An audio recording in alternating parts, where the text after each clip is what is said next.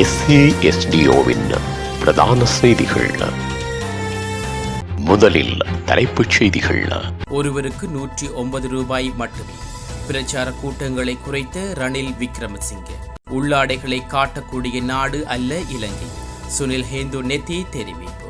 அரசு ஊழியர்களின் சம்பளம் கல்வி அமைச்சர் வெளியிட்டுள்ள தகவல். இலங்கையில் உள்ள கர்ப்பிணி பெண்களுக்கு வைத்தியர்களால் விடுவிக்கப்பட்டுள்ள எச்சரிக்கை. தமிழ் இளைஞர் மீது தாக்குதல், 8 இராணுவ சிப்பாய்கள் கைது. 6 பயணக்கதிகள் கொல்லப்பட்டமைக்கு பழி தீர்ப்போம், நிதேன்ஜாக் சூளுரை. தொடர்பன விரிவான செய்திகள். தாயக செய்திகள்.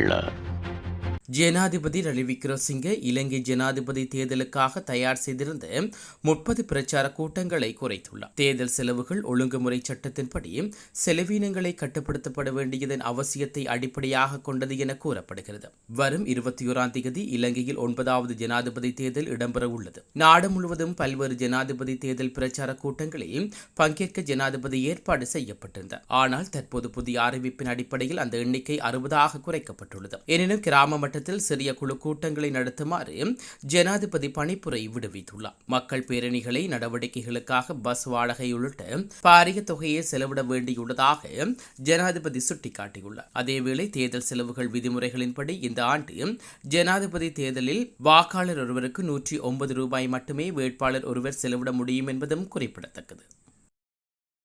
சஜித் கட்சி ஆதரவாளரான தேசிய ஜனபலவேகின் தேசிய செயற்குழு உறுப்பினர் சுனில் ஹேந்து நெத்தி இந்த நாடு உள்ளாடைகளை காட்டக்கூடிய நாடு அல்ல என்று கூறியுள்ளார். அடியில் அணிந்துள்ள உள்ளாடைகளை வைத்து பகிரங்கமாக காய வைக்க முடியாது. ஏனெனில் உள்ளே அணிந்திருக்கும் உள்ளாடைகள் நாராய் கிழிந்து ஓட்டைகள் உள்ளன என்று கூறியுள்ளார். எனவே சட்டைகள் வெளியில் வைத்து காய போட்டாலும் உள்ளாடைகள் அறைக்குள் தான் வைத்து உலர்த்துகின்றார்கள் எனவும் சுனில் ஹேந்து நெத்தி கூறியுள்ளார்.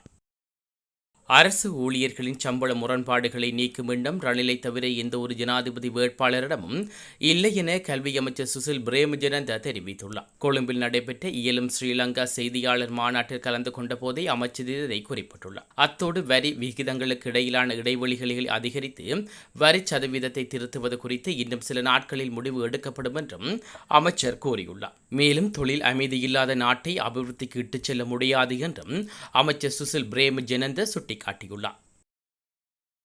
இலங்கையில் உள்ள கர்ப்பிணி தாய்மார்களுக்கு கருச்சிதவி அதிகரிக்க நிலை ஏற்பட்டுள்ளதாக வைத்திய நிபுணர் டாக்டர் ஜி சமல் சஞ்சீவை எச்சரிக்கை விடுவித்துள்ளார். குடும்ப சுகாதார பணியகத்தில் சமீபத்தில் தரவுகளின் அறிக்கைகளில் இந்த விடயம் தெரிவிக்கப்பட்டுள்ளது. அதாவது கர்ப்பிணி தாய்மார்களிடையே இரும்புச்சத்து குறைபாடு மற்றும் நுண்ணூட்டச்சத்து குறைபாடு காரணமாக கர்ப்பிணி பெண்களின் கருச்சிதவி அதிகரிக்கும் நிலை ஏற்பட்டுள்ளதாக கூறப்படுகிறது. தற்போது நாட்டில் பிறக்கும் குழந்தைகளின் எடை குறைவாக இருப்பது அவதானிக்கப்பட்டுள்ளது. கிராம மட்டத்தில் இந்த நிலை அதிகளவில் எட்டியுள்ளதாகவும் வைத்தியர் குறிப்பிட்டுள்ளார். எனவே சம்பந்தப்பட்ட விடயங்களை கவனத்தில் கொண்டு தாய் மற்றும் சேய் ஊட்டச்சத்து திட்டங்களை கிராம மட்டத்திலிருந்து நடைமுறைப்படுத்த அதிகாரிகள் உழைக்க வேண்டும் எனவும் வைத்தியர் மேலும் தெரிவித்துள்ளமை குறிப்பிடத்தக்கது.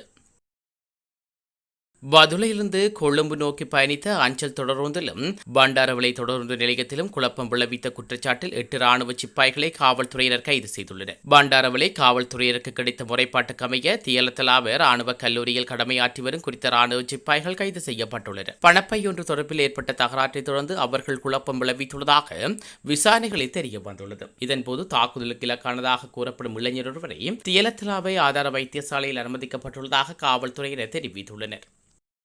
உலகச் செய்திகள். பணைய கைதிகளாக பிடிக்கப்பட்ட 6 பேர் கொல்லப்பட்டமைக்கு காரணமாக ஹமாஸ் தலைவர்களை பழி தீர்ப்போம் என இஸ்ரேல் பிரதமர் நிதேன்ஜாக் தெரிவித்துள்ளார். ஹமாஸ் அமைப்பினரால் பணைய கைதிகளாக பிடிக்கப்பட்ட 6 பேரின் சடலங்களை தெற்கு காசாவில் உள்ள சுரங்கப்பாதை ஒன்றிலிருந்து மீட்டுள்ளதாக இஸ்ரேலிய ராணுவம் தெரிவித்துள்ளது. இதற்கு காரணமானவர்களை இஸ்ரேல் கண்டுபிடித்து தண்டிக்கும் என்றும் எஞ்சியுள்ள கைதிகளை விடுவிப்பதற்கான ஒப்பந்தங்களை அடைவதற்கு தாம் உறுதியாக இருப்பதாகவும் பிரதமர் நிதேன்ஜாக் வெளியிட்டுள்ள அறிக்கை ஒன்றில் கூறியுள்ளார். இருப்பினும் பணைய கைதிகள் மற்றும் காணாமல் போன குடும்பங்கள் சங்கம் ஏற்பட்டுள்ள இறப்புகளுக்கு நிதேன்ஜாக் பொறுப்பேற்க வேண்டும் என்று தெரிவித்துள்ளது. இந்நிலையில் இஸ்ரேல் மேற்கொண்டு வரும் தொடர் வான்வழி தாக்குதல்களில் விளைவாகவே குறித்த 6 கைதிகளும் கொல்லப்பட்டதாக ஹமாஸின் மூத்த அதிகாரி ஒருவர் தெரிவித்துள்ளார். மீண்டும் தலைப்புச் செய்திகள். ஒருவருக்கு 109 ரூபாய் மட்டுமே பிரச்சார கூட்டங்களை குறைத்த ரணில் விக்ரமசிங்கே. உள்ளாடைகளை காட்டக்கூடிய நாடு அல்ல இலங்கை. சுனில் ஹேந்து நெத்தி தெரிவிப்பு. அரசு ஊழியர்களின் சம்பளம் கல்வி அமைச்சர் வெளியிட்டுள்ள தகவல்.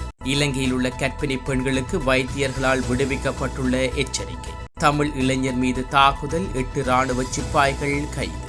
6 பயணக்கதிகள் கொல்லப்பட்டமைக்கு பழி தீர்ப்போம் நிதேன் ஜாக் சூளுரை.